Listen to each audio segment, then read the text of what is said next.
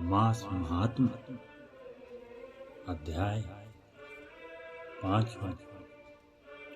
श्रावण मास में किए जाने वाले विभिन्न व्रतानुष्ठान और रविवार व्रत वर्णन में सुकर्मा द्विज की कथा। ईश्वर बोले, हे सनत कुमार, करोड़ पार्थिव लिंगों के महात्म्य तथा पुण्य का वर्णन नहीं किया जा सकता। जब मात्र एक लिंग का महात्म्य नहीं किया जा सकता तो फिर करोड़ लिंगों के विषय में कहना ही क्या। मनुष्य को चाहिए कि करोड़ लिंग निर्माण असमर्थता में 1,00,000 लिंग बनाए या 1000 लिंग बनाए या 100 लिंग बनाए, यहाँ तक कि एक लिंग बनाने से भी मेरी सनिधि मिल जाती है।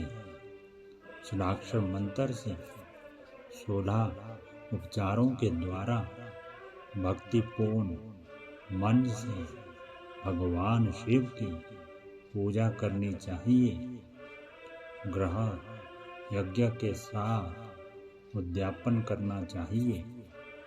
उसके बाद होम करना चाहिए और ब्राह्मणों को भोजन कराना चाहिए। हे सनत कुमार, इस अनुष्ठान को करने वाले की अकाल मृत्यु नहीं होगी। यह व्रत बांझपन को दूर करने वाला, सभी विपत्तियों का नाश करने वाला तथा सभी संपत्तियों की वृद्धि करने वाला है। मृत्यु के पश्चात वह मनुष्य कल्प पर्यंत मेरे समीप कैलाशवास करता है। जो मनुष्य श्रावण मास में पंचामृत से शिवजी का अभिषेक करता है, वह सदा पंचामृत का पान करने वाला, गोधन से संपन्न, अत्यंत मधुर भाषण करने वाला तथा त्रिपुर के शत्रु भगवान शिव को प्रिय होता है।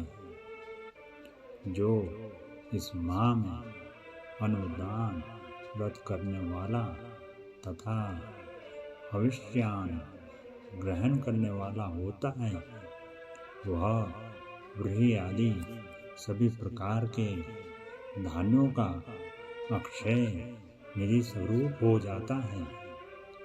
पत्तल पर भोजन करने वाला श्रेष्ठ मनुष्य, स्वर्ण पात्र में भोजन करने वाला तथा शाक को त्याग करने से शाक करता हो जाता है। श्रावण मास में केवल भूमि पर सोने वाला कैलाश में निवास प्राप्त करता है। इस मास में एक ही दिन प्रातः स्नान करने से मनुष्य को 1 वर्ष स्नान करने का फल का भागी ही कहा गया है। इस माह में जितेंद्रिय होने से इंद्रिय बल प्राप्त होता है। इस माह में स्फटिक, पाषाण, मृत्तिका, मरकतमणि, पिष्ट, धातु, चंदन, नवनीत आदि से निर्मित अथवा अन्य किसी भी शिवलिंग के साथ ही किसी स्वयं अभिवृत न हुए लिंग में श्रेष्ठ पूजा करने वाला मनुष्य सैकड़ों ब्रह्महत्या को भस्म कर डालता है। किसी तीर्थ क्षेत्र में सूर्य ग्रहण या चंद्र ग्रहण के अवसर पर 1,00,000 जप से जो सिद्धि होती है वह इस मास में एक बार के जाप से ही हो जाती है। अन्य समय में जो 1000 नमस्कार और प्रदक्षिणाएं की जाती हैं उनका जो फल होता है वह इस मास में एक बार करने से ही प्राप्त हो जाता है। मुझको प्रिय इस सावन मास में वेद पारायण करने पर सभी वेद मंत्रों की पूर्ण रूप से सिद्धि हो जाती है।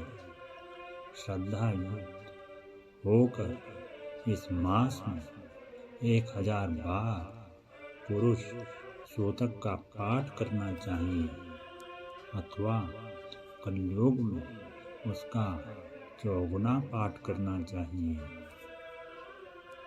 अथवा वह करने में असमर्थ हो तो आलस्यहीन होकर मात्र 100 पाठ करने चाहिए। ऐसा करने वाला मनुष्य ब्रह्महत्या आदि पापों से मुक्त हो जाता है, इसमें कोई संदेह नहीं। गुरु पत्नी के साथ संसर्गजन्य पाप के लिए यही महान प्रायश्चित है। इसके समान पुण्यप्रद, पवित्र तथा पाप नाशक कुछ भी नहीं है। पुरुष सूतक के जाप के बिना इस माह में एक भी दिन व्यतीत नहीं करना चाहिए।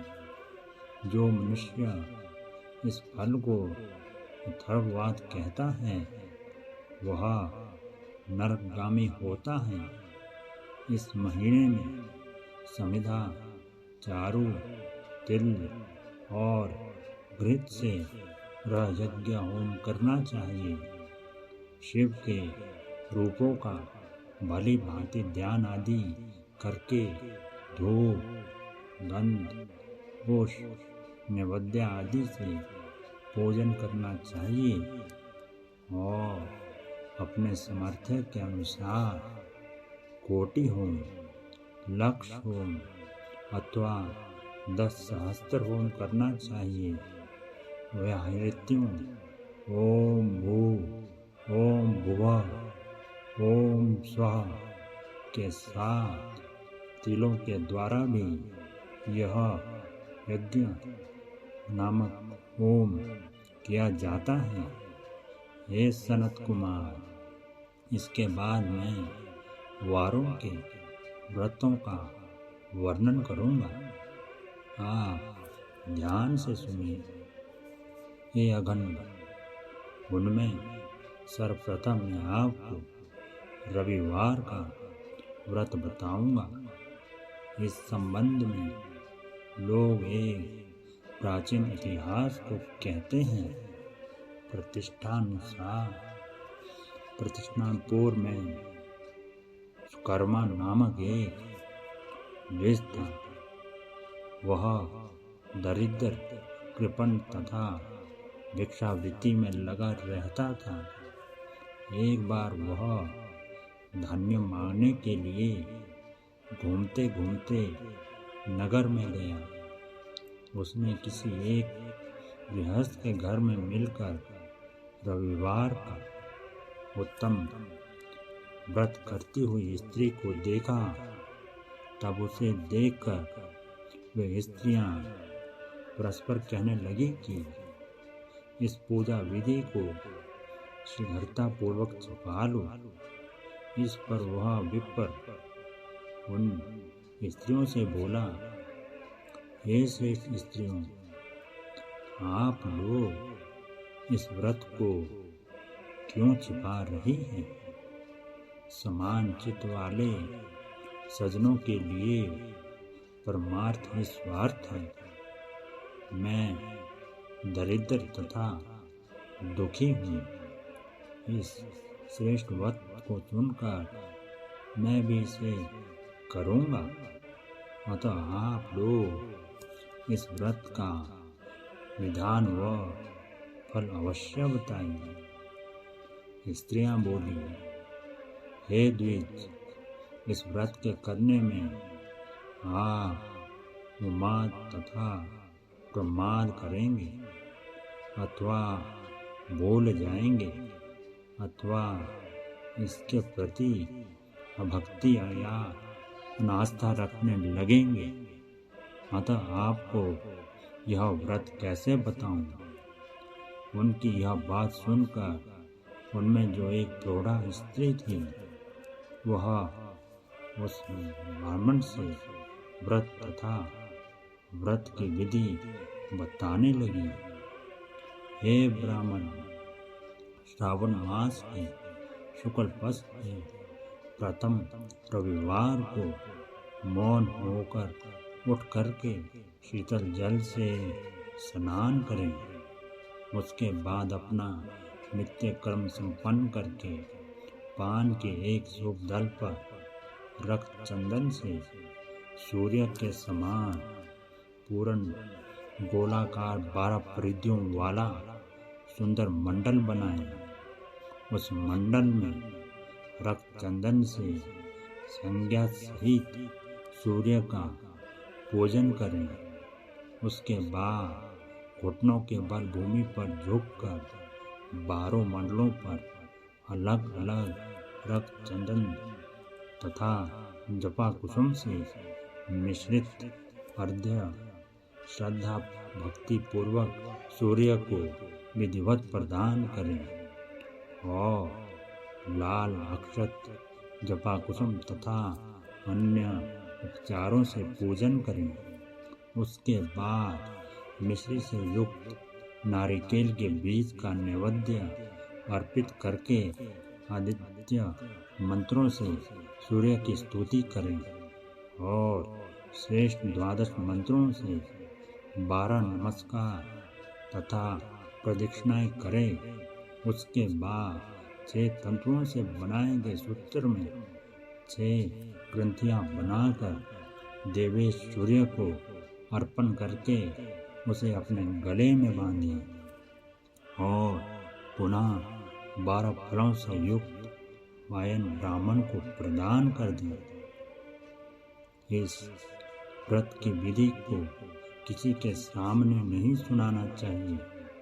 हे विप्र, इस विधि से व्रत के किए जाने पर धनहीन व्यक्ति धन प्राप्त करता है, पुत्रहीन पुत्र प्राप्त करता है, कोढ़ी कोढ़ से मुक्त हो जाता है, बंधन में पड़ा व्यक्ति बंधन से छूट जाता है, रोगी व्यक्ति रोग से मुक्त हो जाता है। हे विपेंद्र, अधिक कहने से क्या प्रयोजन? साधक जिस जिस अभीष्ट की कामना करता है वह इस व्रत के प्रभाव से उसे मिल जाता है। इस प्रकार श्रावण के 4 रविवारों को, कभी कभी 5 रविवारों में इस व्रत को करना चाहिए। इसके बाद व्रत की संपूर्णता के लिए उद्यापन करना चाहिए। हे विपेंद्र, आप भी इसी प्रकार करें, इससे आपकी सभी मनोकामनाओं की सिद्धि हो जाएगी।